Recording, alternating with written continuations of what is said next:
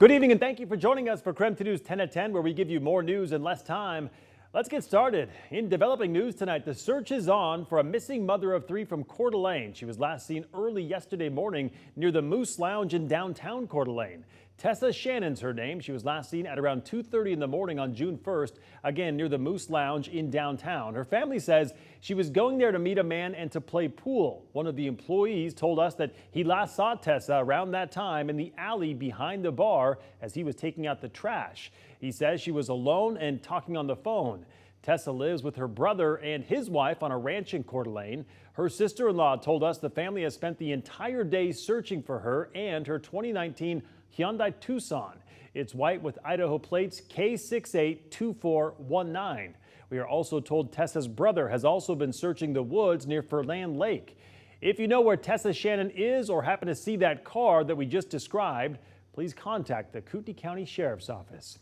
A local student is alive tonight after overdosing on suspected fentanyl at school. It happened this morning at Post Falls High School, and the student had to be revived with not one, but 2 doses of Narcan. KREM 2's Kyle Simchuk talked to the school superintendent about the frightening situation. Kyle? Well, yeah, she just said this was a very scary situation this morning and not something that Post Falls schools have ever had to deal with. A student overdosing on opioids in school. Paramedics were called to the high school this morning when a student started having trouble breathing in the weight room and passed out. The school resource officer was one of the first on the scene and gave the student a dose of Narcan nasal spray. When paramedics arrived, they gave the student a second dose through an injection and were able to revive him. What's so scary about these pills is that you never know exactly what's in them, and in some cases, it only takes one to kill a person. We have never had a situation like this happen in the school, and I was the high school principal for 10 years before I came to the central office, so it's very, very scary. So that student was taken to the hospital. Another student who police say distributed the pill was arrested. The Post Falls School District wants parents to talk to their children about the dangers of taking unknown pills. In the newsroom, Kyle Simchuk, KREM 2 News. Kyle, thank you very much. Now to our night beat with a quick look at today's top stories. We have an update now on the student who was arrested yesterday for making threats at Glover Middle School. The student made his first appearance in court today and remains in custody on 3 counts of felony harassment. This was after a Glover staff member notified police of a threat made to staff. SPD determined that threat was credible and worked quickly with the FBI to locate the student because of the severe and aggressive nature of that threat. North Idaho College has announced the 5 finalists in its presidential search. Those 5 finalists were recruited by a national consulting firm that specializes in placing higher education leaders. The finalists have been invited to visit NIC to meet with different groups and community members. The NIC Board of Trustees will make the final selection, and the selected candidate, is expected to start in the presidential role during the summer or fall semester. The neighbor called in about a suspicious vehicle, believed that they were cutting off the catalytic converter on his neighbor's vehicle. Spokane police arrested 7 suspects and recovered more than $100,000 in stolen property. The investigation began more than 2 weeks in mid-May, and Spokane police say it was a neighbor who notified them that something was strange. That kickstarted the investigation. That neighbor says he noticed 2 pairs of legs under his neighbor's car and a suspicious truck nearby. The police were able to track down that pickup. It eventually led to the arrest of those 7 suspects, and again, the recovery of more than $100,000 worth of stolen property. And that was your Night Beat. To learn more about any of these stories, just text us the word night to 509-448-2000, and we'll send them directly to your phone. In your top stories tonight, a meet and greet with the Kootenai County Sheriff Robert Norris and other local officials was held at the Kootenai County Jail tonight. There might come a point in time in the future where I might have to go to the judges that we have over here, and I might have to say, we might have to release some of these people until their trial date because we don't have any more space. During the discussion, they discussed the current jail population, staffing, and other critical events in Kootenai County. And tonight, the sheriff wanted to reaffirm that the time for campaigning is over and that it is time to keep the community safe. It's just a blessing to have this opportunity. And, this is something I'm, never take for granted.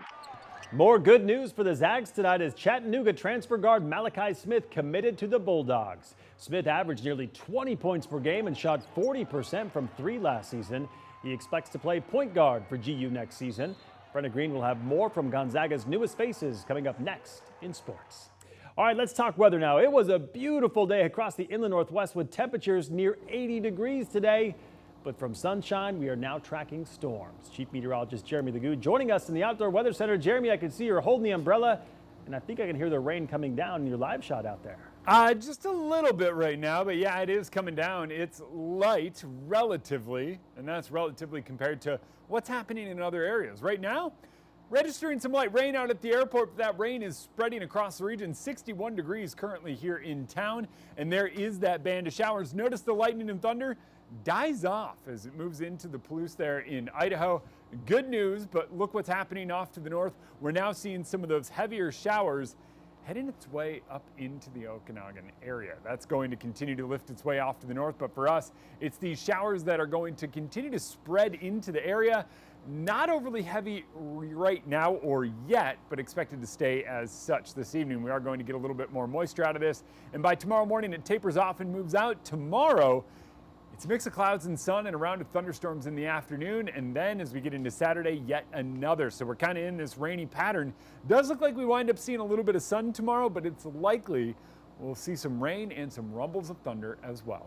All right, Jeremy, thank you very much. Tonight, President Joe Biden addressed the nation calling for action after a wave of large-scale mass shootings sparked renewed demand for gun reform.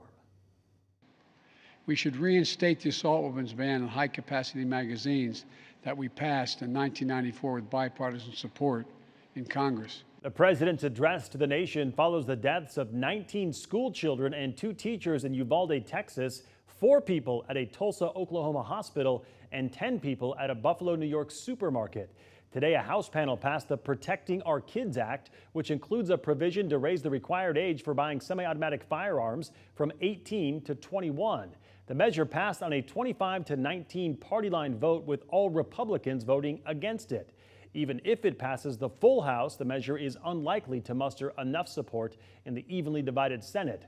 Right now, Senate negotiations are focused on improving background checks and so-called red flag laws that keep guns from people who could harm themselves or others. Meanwhile, we have new details in the shooting that happened at Robb Elementary School in Uvalde, Texas. Listen, I'm not blaming the Uvalde PD. I'm not blaming the ISD cops or the troopers or anybody singularly. Let me correct that. Tonight, a Texas state senator says the commander at the scene of the school shooting in Texas was not informed of panic 911 calls from inside the school building. Senator Roland Gutierrez said during a news conference Thursday that the pleas for help from people inside Robb Elementary School in Uvalde did not make their way to the school district police chief Pete Arredondo. The head of the Texas Department of Public Safety has said police did not confront the gunman more quickly because Arredondo believed the situation had morphed from an active shooting to a hostage situation. He came in with the intent to kill Dr. Phillips and anyone who got in his way. He blamed Dr. Phillips for the ongoing pain following the surgery. Meanwhile, tonight, officials say the deadly mass shooting at the St. Francis Hospital complex in Tulsa, Oklahoma came just 2 weeks after the gunman went there for back surgery. Tulsa police say he returned to the hospital yesterday armed with an AR-15 style rifle that he purchased that day, along with a handgun he purchased 3 days ago. Officers arrived on the scene within minutes of the first 911 call. They then located 4 of the victims on the second floor, including the doctor and the shooter who took his own life.